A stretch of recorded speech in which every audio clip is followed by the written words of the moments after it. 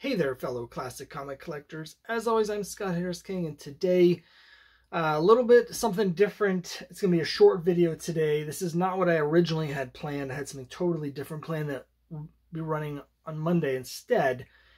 But unfortunately, I just heard the news that the great Trina Robbins has passed away. And I wanted to just do a real quick video to sort of pay tribute, I guess, to Trina Robbins. I don't have a lot of her comics, so I don't have a lot to show off. I have one thing that I'll show that most of you may not have seen at the end of the video.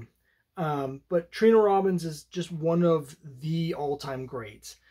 I think she's the most important female comic creator of all time. And as someone who works in the indie comics sphere, you know, where I make my own comics, she's one of the absolute pioneers, one of the most important people to ever do indie comics. You know, when she was getting into comics in the 60s, there wasn't really a place for women in comics. And so she created that place by pioneering the underground comics movement with comics like It Ain't Me, Babe, and women's comics, and a bunch of other things like that, and sort of created a place for female comic creators to make comics, created a forum for their voices to be heard, and has been making comics for decades and decades ever since. It's never stopped, and isn't just a comic creator and a comic publisher, but a comic historian as well. She's done a number of books, and she's really, again, shined a light on a lot of the female comic creators of the past and present who haven't been getting their due, who were under-recognized because of the inequalities in the system. And she's really been an advocate for female comic creators and independent comic creators and everyone who wasn't, you know, part of the big two or the big comic sort of machine, right?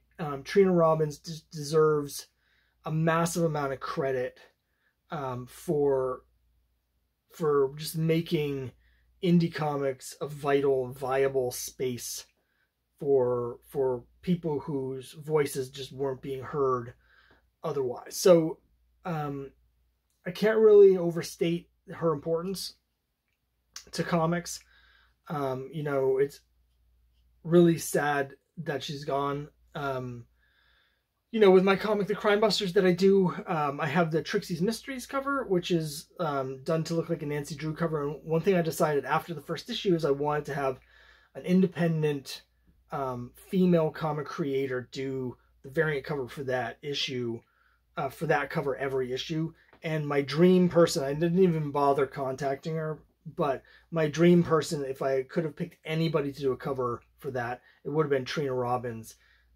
She's just the best. So I do have a few comics of hers. Somewhere I've got the Wonder Woman, the 4-issue series she did in the mid-'80s with Kurt Busiek that she drew.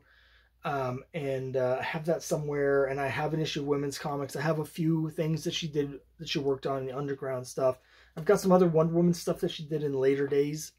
But the one that I wanted to show off here, again, is going back to her sort of role as a comic historian and an advocate for other female comic creators. And that is this, basically is sort of a young adult biography of Lily Renee. So this is called Lily Renee, Escape Artist.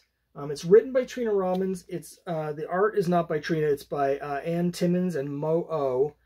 And it's basically biography of how Lily Renee ended up escaping Europe during World War II and came to America and became one of the great comic book artists of the golden age.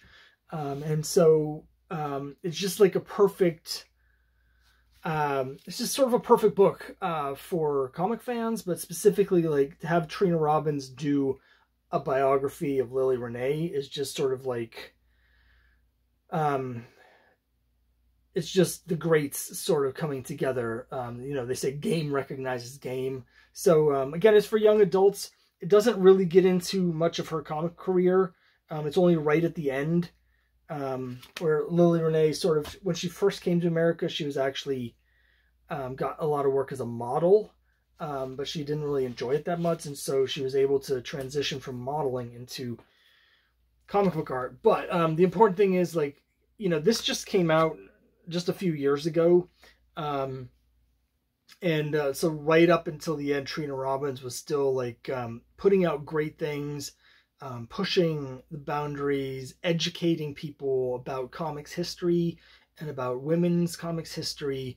And so, yeah, just that's basically all I have.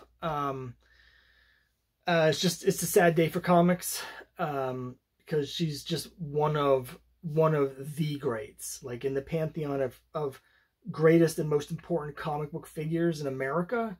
Trina Robbins is top tier for me, right at the top. So anyway, sad day.